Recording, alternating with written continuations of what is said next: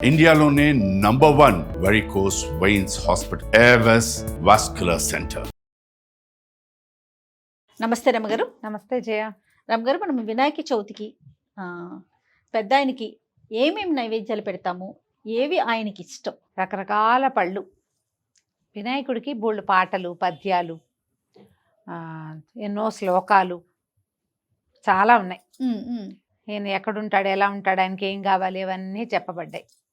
మనం ఒక్కొక్క కీర్తన తీసుకుంటే మహాగణపతి భజల పనస నారికేళాది జంబు ఫలములు ఆరగించమంటారు. పనస, నారికేళము, జంబు అంటే ఈ పనస అంటే పనస పళ్ళు లేదా పంపర్ పనాస పెడతాం.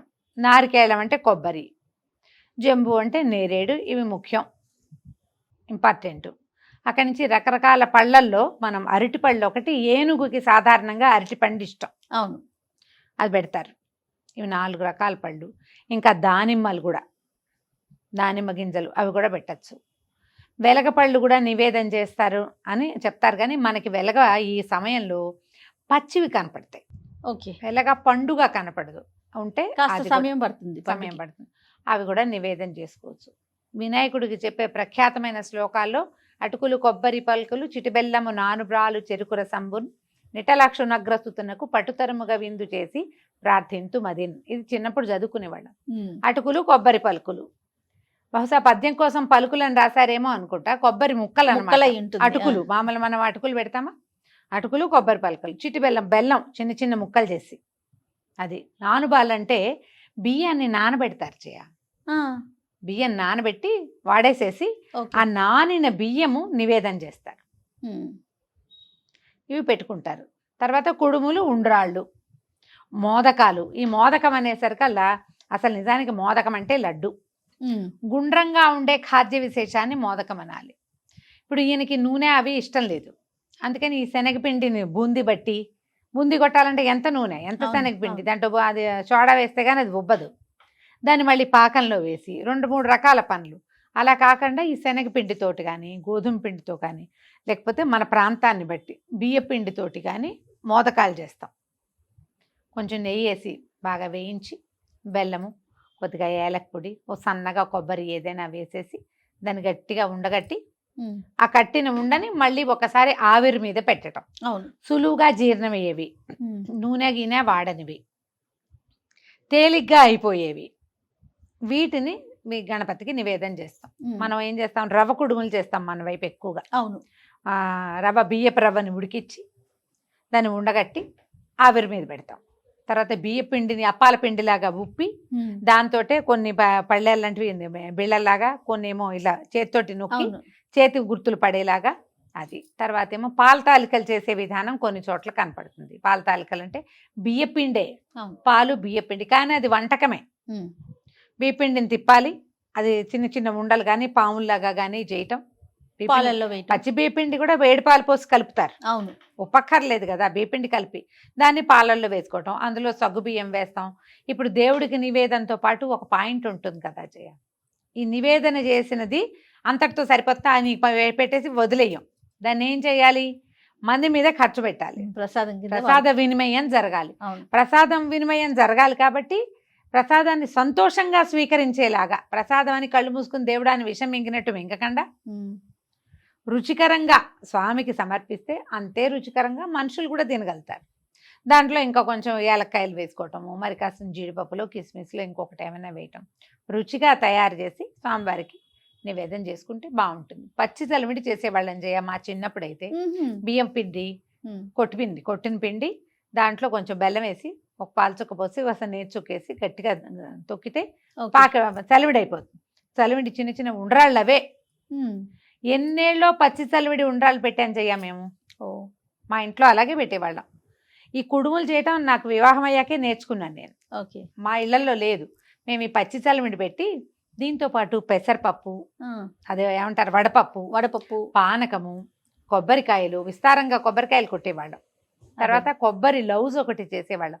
బెల్లము కొబ్బరి కలిపి అది నివేదన చేసేవాళ్ళం. ఇప్పుడు కూడా మనం అది చేసుకోవచ్చు. అది చేయటం జిల్లేడికాయలు చేస్తాం కదా, పాలకాయలు, జిల్లేడికాయలు, పప్పులో ఉండ్రాళ్ళు, పాకంలో ఉండ్రాళ్ళు, పాలల్లో ఉండ్రాళ్ళు, ఏవైనా ఉండ్రాళ్ళు కామన్. అవును అవును, ఎందులో కుదిరితే అందులో. ఉండ్రాళ్ళు అంటే బేసిక్ అందులో ఏమిటి ఉంటుంది, బియ్యం పిండే కదా. కదా.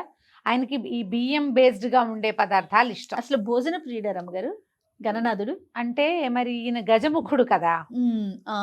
గజముఖుడు, గజం అంటే మరి ఆహార ప్రియత్వమే ఉంది గజానికి. కొంచెం ఎక్కువ తీసుకుంటుంది, పెద్ద శరీరం కదా, తల అదేముంది ఇప్పుడు, అంటే మెదడు దాందే కదా. అవునులేండి. ఆహార ప్రియత్వం ఆటోమేటిక్గా వస్తుంది, ఎక్కువ కావాలి. అవును. ఇప్పుడు ఇందులో కూడా గజం పూర్తి వెజిటేరియను, చెరుగడలు అవి తింటుంది. అవును. తర్వాత ఏమో ఈ గడ్డి అలాంటివి తింటుంది. దాంతోపాటు మనం మామూలుగా మానవులు పెట్టేటట్టయితే దానికి చెరుగడ బేస్ నుంచి వచ్చిన బెల్లం పెడతారు బాగా. అరటిపళ్ళు విస్తారంగా పెడతాం, కొబ్బరికాయలు తీసుకుంటుంది, తర్వాత వెలగపళ్ళు తీసుకుంటుంది.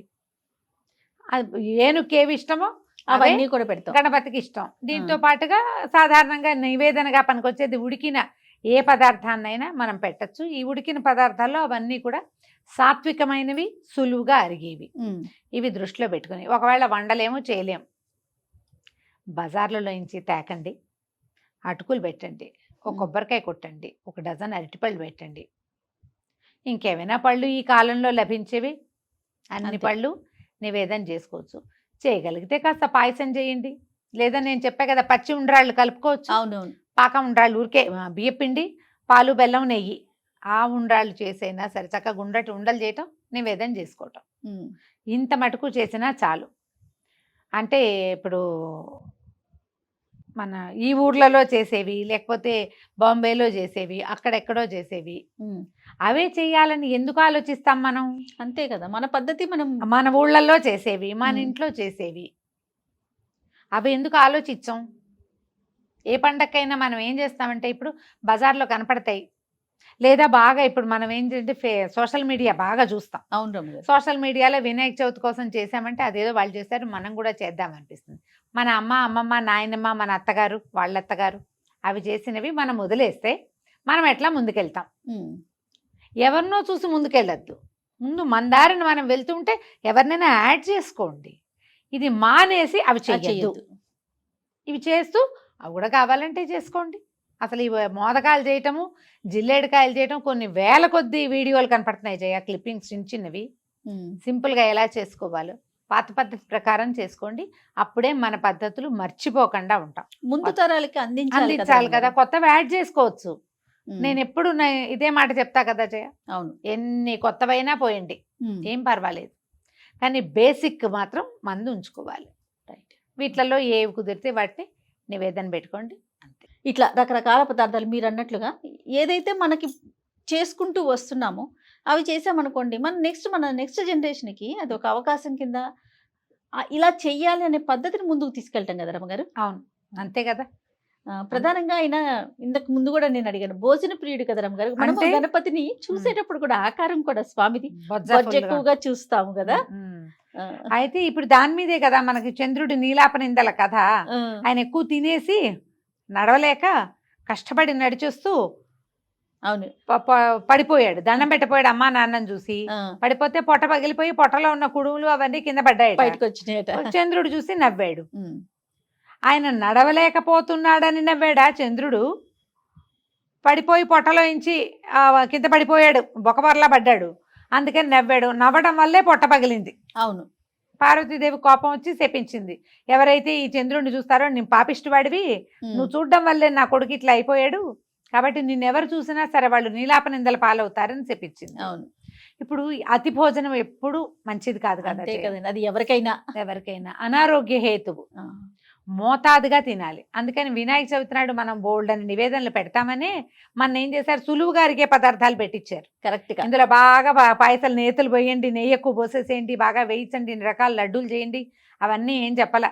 హాయిగా బియ్యపు రవ్వతోటి కుడుములు ఉండ్రాళ్ళు చేయండి, 2 ఎక్కువ తిన్నా ఏమవదు. ఆయిల్ లేదు, 0 ఆయిల్ కదా. బహుశా అప్పటి నుంచే వచ్చిందేమో అనుకుంటా. రైట్ రమ్మ గారు, నమస్తే. నమస్తే.